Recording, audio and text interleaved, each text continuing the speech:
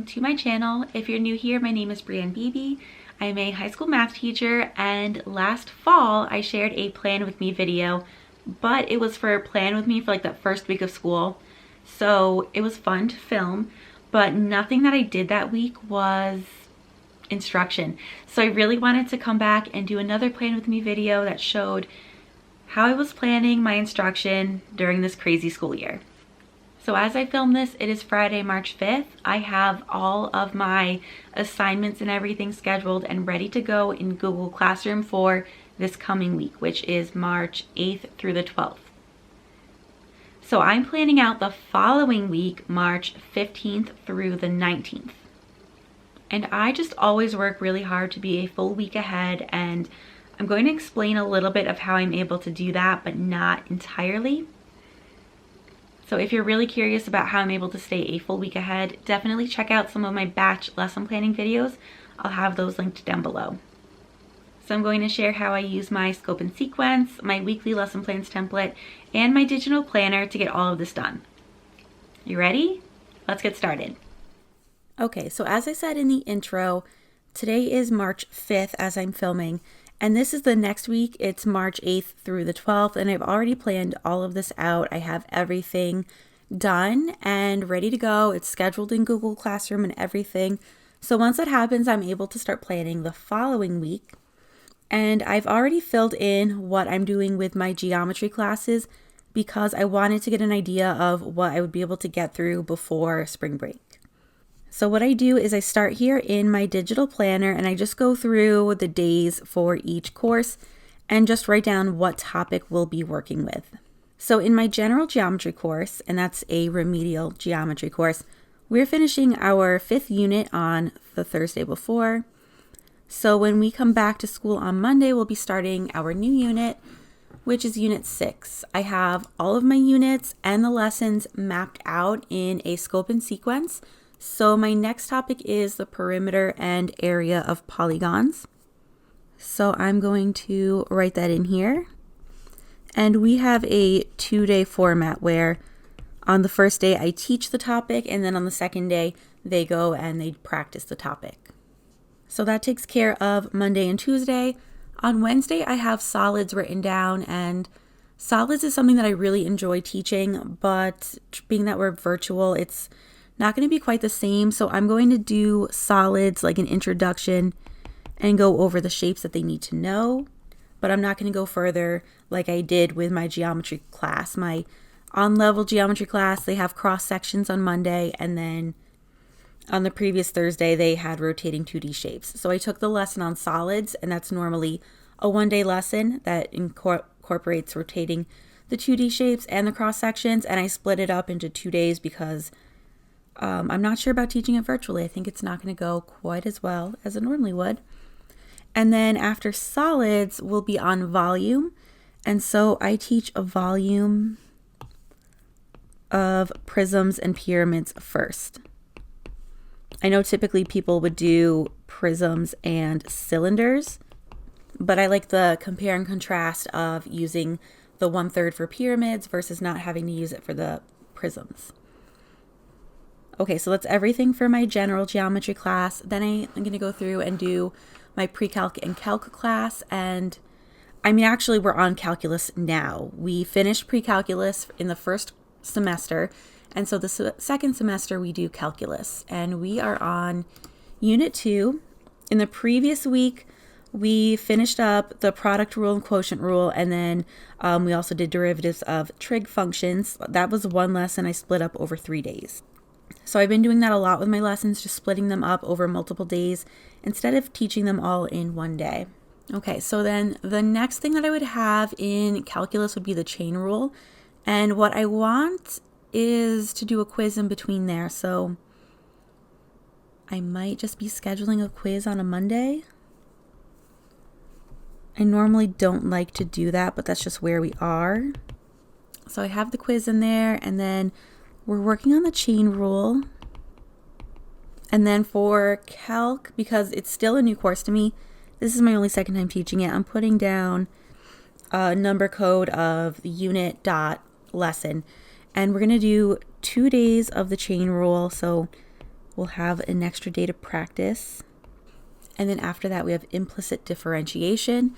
And I'm going to do the same thing and split that up over 2 days as well. What I've really liked doing with my calc classes is giving them a PDF to work on.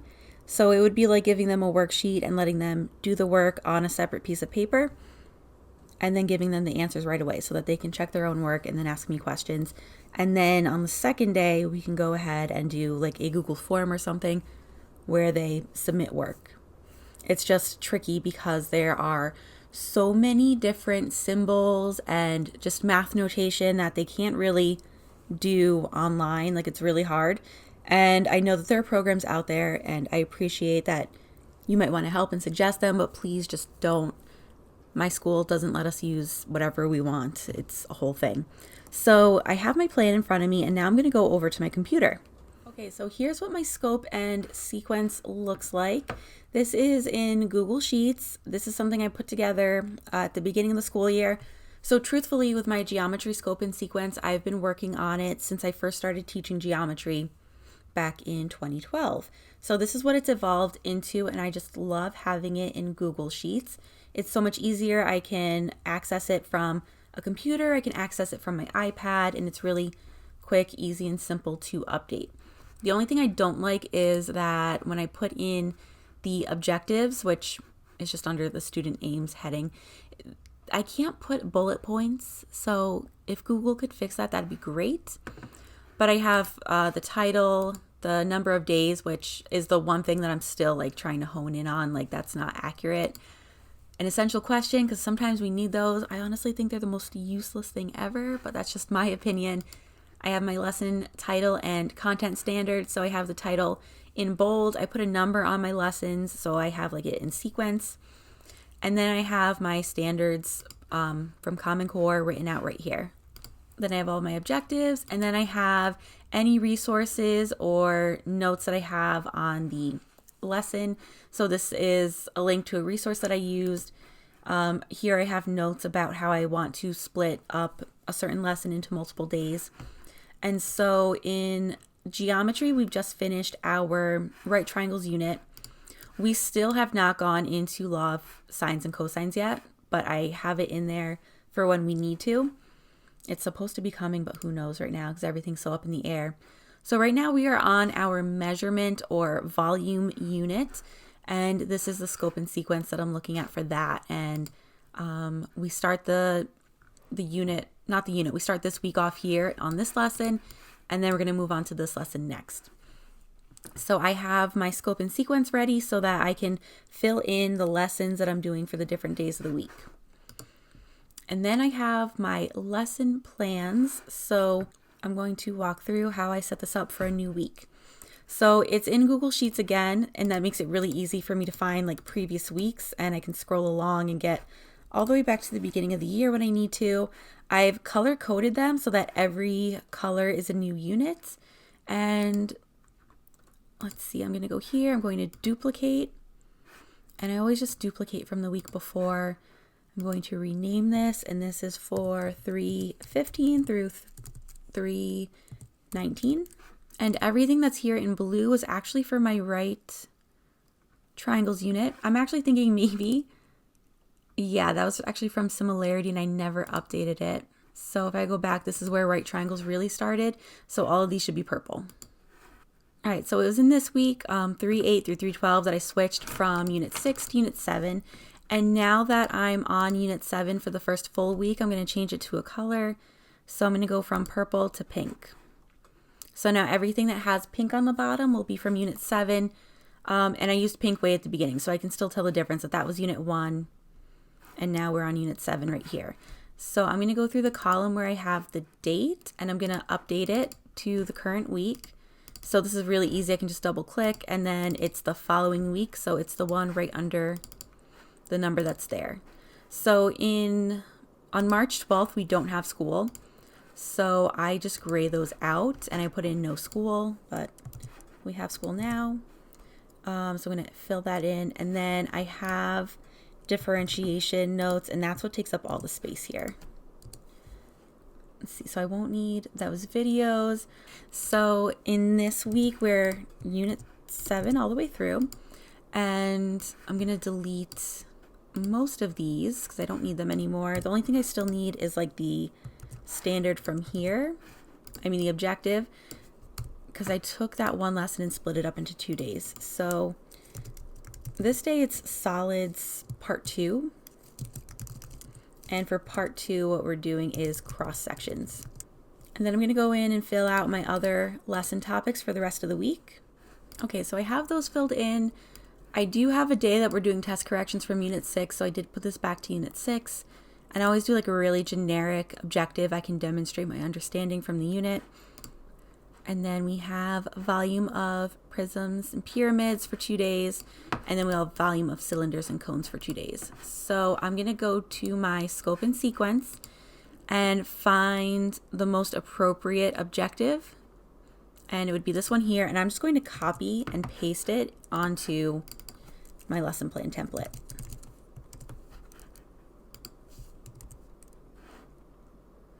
And then for my school, what they want us to do is cite the standard that it came from. So we just type out the code from Common Core. Okay, so I have that filled in. And then it's going to be the same objective for 3 days. And that's something I do on purpose. Like here, it's volume of cylinders, pyramids, cones, and spheres.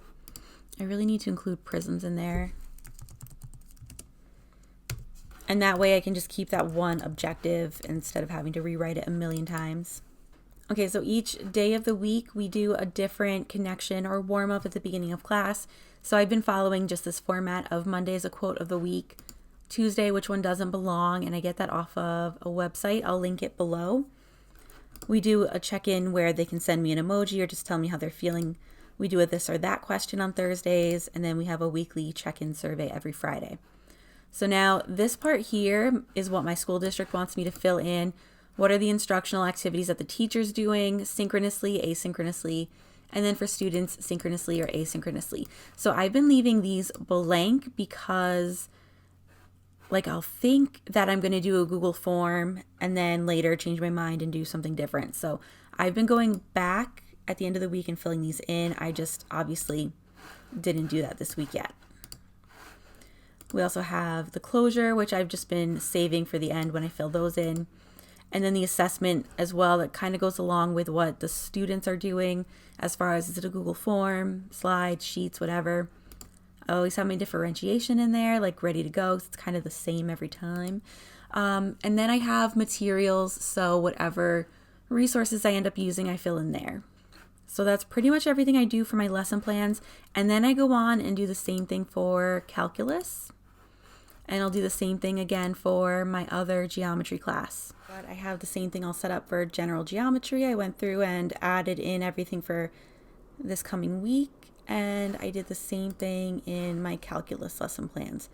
So I have all that set up, and I haven't quite figured out what I'm going to do a form for, what I'm not. I have a general idea, but sometimes as I go through and start making things, that's when I change my mind. So like I said, I'm going to leave all this blank for now, but like that's really easy to fill in later. So those are all there. And now that I've actually gone through and planned it out in here, I'm going to go back to my digital planner.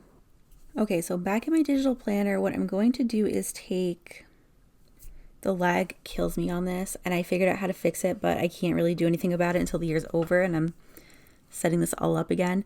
I'm going to take this page and see, I finished everything on here. So I'm going to go up here, clear the page, and then I'm going to go to the 4 boxes and I'm going to move it over. I'm trying to find where I am. So here's this page, and I'm just going to move it over one so it's right next to the page that I'm working off of my plans for. And I'm going to change my favorites to the week that I'm currently planning. Actually, I might leave that one flagged too, just so I still have it there. So I'm going to take this page, drag it all the way over to the left, and it's going to open up like a second window of this. And I'm going to change so that I'm seeing next week's plans, and I'm going to fill in everything that I have to do into the brain dump. So I filled in my brain dump just going through all the different classes that I'm teaching and the different things that I need to have prepared for them. So I'm going to close out of that and then go back to this page so it's all right there, and then I'm going to fill in like my daily to-do list. Okay, so I have my week pretty much filled in. So I just went through everything on the brain dump over here and just kind of added them in over here where I thought I would be able to get them to fit. So Monday I have to actually start by uploading a video and putting it in Google Classroom because I didn't get to do that this week because I was home. And then test corrections will be really quick, and then cross-sections form may or may not take a while because of the diagrams, but if that doesn't get done on Monday, it'll just get moved down to Tuesday. All of my calc stuff is happening on Wednesday because that's when we are virtual, and all of my calc stuff is at home, like my binder, textbook, answer book, everything. So it's a lot easier to do the calc stuff on Wednesdays. Thursday is like, right now it's empty, but whatever I don't get done, the 3 previous days will land in Thursday, and then Friday is always the day where I do the slides for my classes. I do 3 sets. It's a little much, but there is slides for a week at a glance so that parents and students can see what they're doing for the week. There's slides for the Google Meets, and then there's slides that they get each day, and it helps me communicate what's going on so that I'm not getting asked a million questions, and it also just satisfies some of the requirements from our admin about sharing objectives and things like that. And then I'll go through and schedule everything into Google Classroom, and then I'll be doing what I'm doing now, planning the following week, which would be March 22nd through the 25th, and that is our week right before spring break. If I don't get something done, I'll put it down here just so I remember it for the following week. And one other thing I like to do, just to keep me on track for the day, is highlight the different things from my brain dump. So like here, I just put test corrections, but over here it's more specific. It's the Unit 6 and Unit 5 test corrections. And then the cross-sections form is right there. And that just keeps me on track on Monday when I'm trying to figure out what to do. I mean, it's already here. And that's what I love about doing this on a Friday is when I get started at work on Monday, I can just jump right into what I need to do, and I'm not sitting there wasting time wondering what I should be working on instead. So this is my process and my plan for the following week. And that's it for this Plan With Me video. If you have any questions, please leave them in the comments. And as always, thanks for watching.